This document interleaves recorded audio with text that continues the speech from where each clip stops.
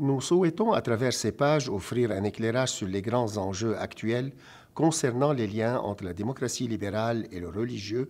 en ayant toujours comme intérêt de fond la possibilité de l'émergence d'un islam libéral, européen et occidental. C'est un ouvrage qui est dû à une certaine prise de conscience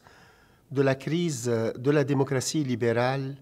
dans ses relations, ses liens avec la religion, et surtout que cette religion, surtout l'islam, en ce qui me concerne,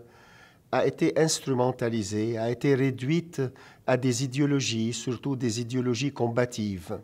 Alors à ce moment, la démocratie libérale a certainement de quoi faire avec le religieux en général, l'islam et l'islamisme surtout en particulier, et voir comment on pourrait certainement aménager leurs relations et aménager la double autonomie entre le religieux et le politique. C'est une observation qui m'est venue sur la fragilité de la loyauté citoyenne dans les démocraties occidentales libérales. Et en ce sens, je voulais dissiper les malentendus et beaucoup de quiproquos sur comment on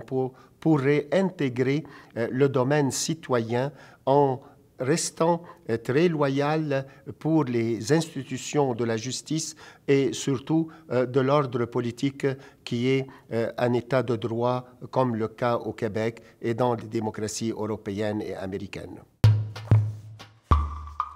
J'étais interpellé surtout par les actes de violence, par la radicalisation, par l'extrémisme, et j'ai pensé que ces phénomènes trahissent à la fois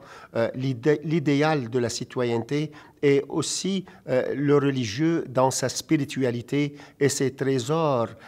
quand même éthiques et moraux. Et en ce sens, j'ai pensé qu'on pourrait dissiper les malentendus dans ce livre pour faire une réflexion en profondeur, pour faire sortir particulièrement un islam qui est en bonne entente et en bonne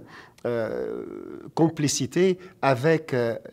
l'idéal de la liberté, l'idéal de la démocratie, un islam qui est bien en relation avec le siècle des Lumières, avec la modernité particulièrement, pour faire créer et faire émerger une citoyenneté vraiment harmonieuse, sans combativité et sans antagonisme.